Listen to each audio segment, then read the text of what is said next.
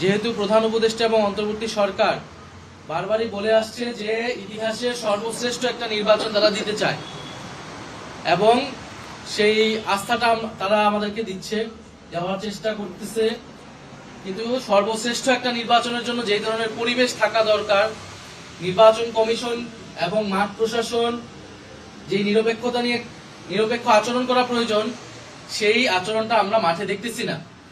এবং এই বিষয়গুলো আমরা ওনার কাছে বলেছি যে নির্বাচন যদি এইভাবে পক্ষপাত দুষ্ট হয়, নির্বাচন কমিশন যদি পক্ষপাত দুষ্ট আচরণ করে, সেটা নির্বাচনে প্রভাব ফেলবে এবং নির্বাচন নিয়ে শঙ্কা তৈরি হবে।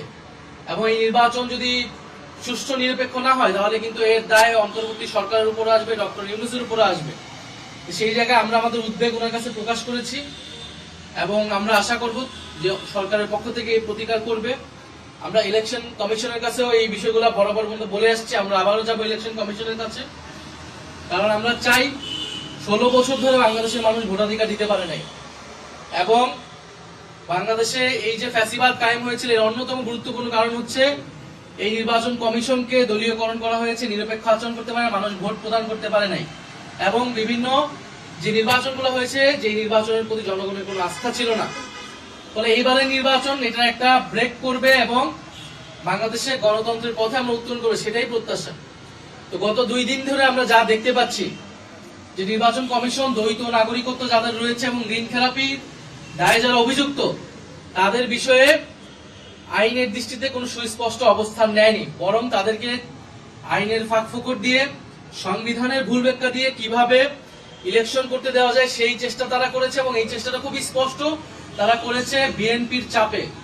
বিএনপি এবং তার ছাত্র সংগঠন ইলেকশন কমিশনের সামনে যেই একটা মব তৈরি করেছে, যেই চাপ তৈরি করেছে, এবং বিএনপি সিনিয়র নেতৃবৃন্দ ইলেকশন কমিশন গিয়ে ইলেকশন কমিশন রায় দেওয়ার আগেই তার সাথে কথা বলে সেই রায়কে প্রভাবিত করেছে।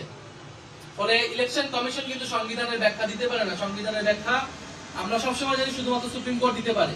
সংবিধানে সুস্পষ্টভাবে বলা আছে যে দ্বৈত নাগরিকত্ব যারা থাকবে তারা ইলেকশনে অংশগ্রহণ করতে পারবে না, এবং এই দ্বৈত নাগরিকত্ব ত্যাগ করা বলতে কি বোঝানো হবে এটাও সুপ্রিম কোর্টের ব্যাখ্যা আছে। কিন্তু ইলেকশন কমিশন একটা নতুন একটা ব্যাখ্যা গতকালকে দিবে। এই ব্যাখ্যা ইলেকশন কমিশন আসলে দিতে পারে না, এবং এই ব্যাখ্যাটা এই কারণেই দেওয়া হয়েছে যাতে বিএনপির এই প্রার্থী বা দ্বৈত নাগরিকত্ব রয়েছে এই প্রার্থীগুলোকে যাতে ইলেকশনের সুযোগ করে দেওয়া হয়। আমরা খুব সুস্পষ্টভাবে প্রধান উপদেষ্টাকে আজকে বলেছি, এই দ্বৈত নাগরিকত্ব বিএনপিতে অনেক রয়েছে, জামাতেও রয়েছে, আরো অনেক দলে থাকতে পারে।